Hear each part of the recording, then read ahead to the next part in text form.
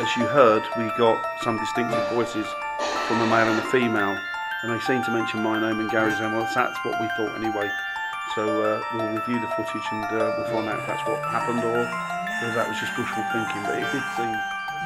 Careful with Gary's head touch. If you turn around here, just in the centre again, guys.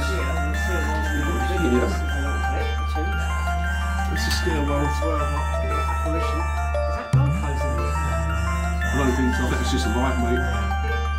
So that's where the apparition from the right to the left.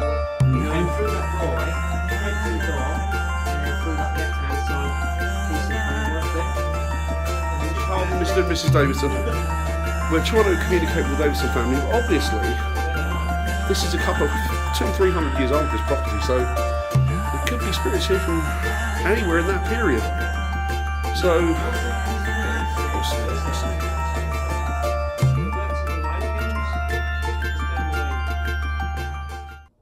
Well, good morning, fine fellows and lasses of the YouTube nation. I hope everybody is fine and dandy and doing well out there on this bit of a blustery Thursday morning. Now, this is a video, this is a follow-up I wanted to make on the videos that I previously made called the Missing 411, which was the suspicions of a chap called Paulides. And the reason I wanted to follow up, well, this is why I don't do conspiracies. Unfortunately, I fell down the rabbit hole with this one, and I kind of gave it more credibility than it should have been given. Because since watching many of Mr. Paulides' his interviews and programs, shall I say, for YouTube, I've noticed that the story that he trots out seems to be very well. It doesn't change pattern. There's something there's no new evidence. There's no evidence to back up what he says or what he's trying to. I think he's trying to lead people down the path of Bigfoot and aliens and what have you. Now, I don't know. I'm not going to discredit those because I don't know really much about them. That's not my field of study, as you know. My field of study is the afterlife and ghosts, which probably are in some way all interconnected. However, it's been brought to my attention by a subscriber. The subscriber is McSlade, and I thank you very much for this, McSlade, because the information that you've given me has kind of verified and backed up exactly what I was thinking. It seems that a lot of these people that have gone missing have actually been found.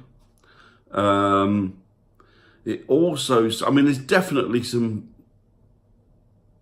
grey areas there, but it also seems that the police in America seem to think that it's the work of serial killers. And as McSlade pointed out to me, the FBI says that there are, they believe that there's 19 serial killers on the loose all the time in North America at any one given point.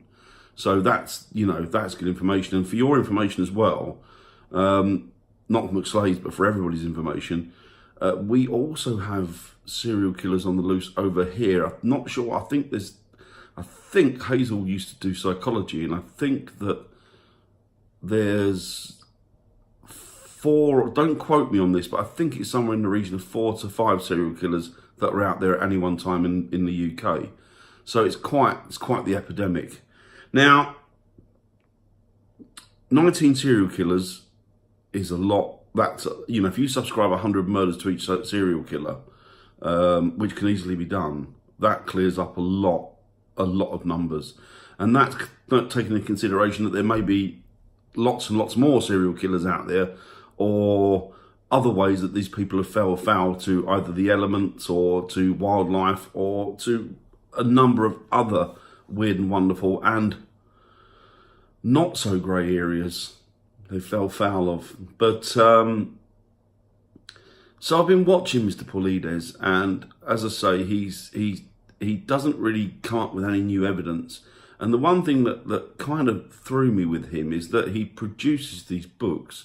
And I didn't realise, McSlade has told me that they're self-published. I'm guessing because any reputable publisher wouldn't touch them or go near them. That's not to say that all self-published works are are not fit for people's consumption.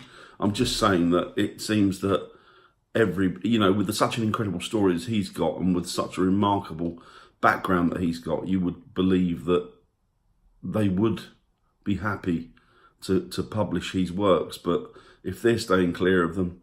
And another thing that that I've noticed he's jumped on the bandwagon with is the Canal Pusher. In Manchester, there's a series of young men that have been, it seems to be around the gay area, where there's a club there, some famous club, I don't know, but there's a lot of young men that have either left that club and they've ended up found in the canal. But the numbers of these young men that are found in the canal is sort of astronomical. It's quite a lot. I think the police initially said that, no, it's not the work of a serial killer. It's just young men getting drunk and falling in the canal, which seems a little bit incredulous. Although now I think that people are starting to think that it is the work of a serial killer. There's a lot of sick people out there that would murder for any reason and every reason. So yeah, it's a very, very sad case over here, but he seems to be trying to lump the Canal Pusher, or the young men that have died in that canal, with a lot of the missing 11 in North America. Well, the young men that have been found, they've not gone missing.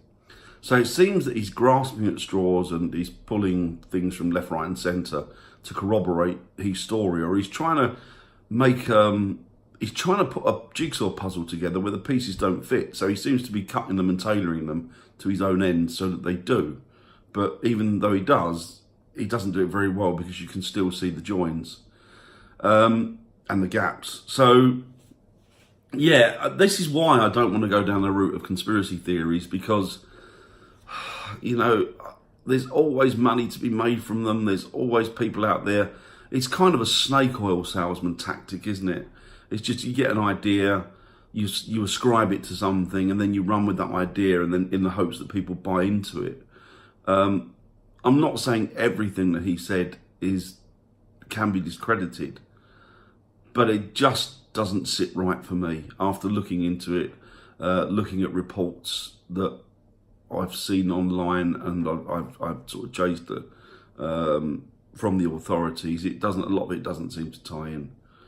I just wish that a lot of these conspiracy theorists, and I should have done it myself before they jump on the bandwagon, actually checked out a lot of the background on these people and a lot of the background on their theories and ideas, because it just doesn't sit right. And apart from that, as McSlade said, and I completely agree, it detracts from the real case to come up with these, I don't know, mad theories, or maybe they're not mad, some of them, but to come up with these theories on the hoof and just run with them is doing lots. It doesn't seem to be doing damage, but it is doing damage, because it's detracting people from searching for the real problem and looking at the real problem.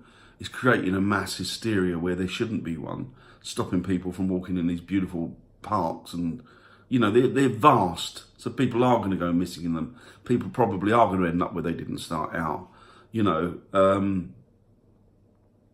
There are still some that perplex me, some of the cases, but they're on an individual basis. I'm certainly not going to lump them together. But yeah, so he's detracting from the fact that these people are missing. It's an insult to the people and the families, and it's a cause for concern, really. When it involves other people, other lives, and it starts to damage real searches, and it starts to damage real information, and it starts to cloud an already clouded subject, then I think that it needs to be addressed, and it needs to be stamped on. I don't know. Maybe he does believe in his theory. I don't know. But from an outside perspective, and certainly looking at the information, and also getting the information from McSlade, which again, McSlade, I thank you for. That's wonderful.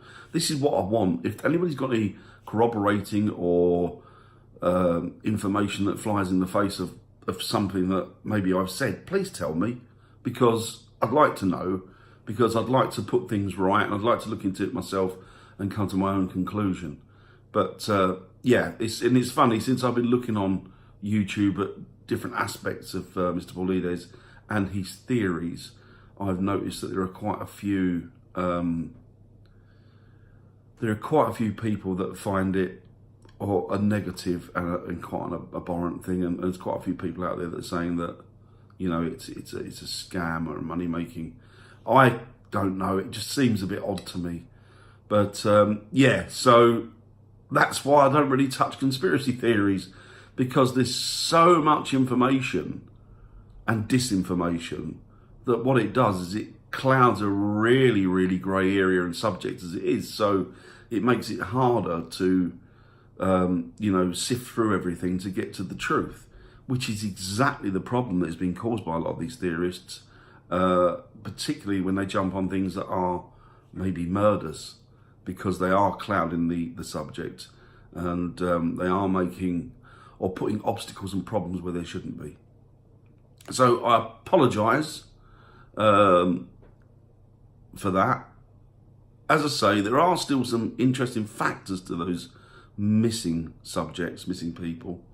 But I guess the truth may not ever be found out, or we're not meant to find out, or one day it will be, who knows, you know. But yeah, that's it. So I'm off out now. I've got some work to do, I've got some bits to do, and I will catch up with you all later. Speak to you soon, guys. Bye.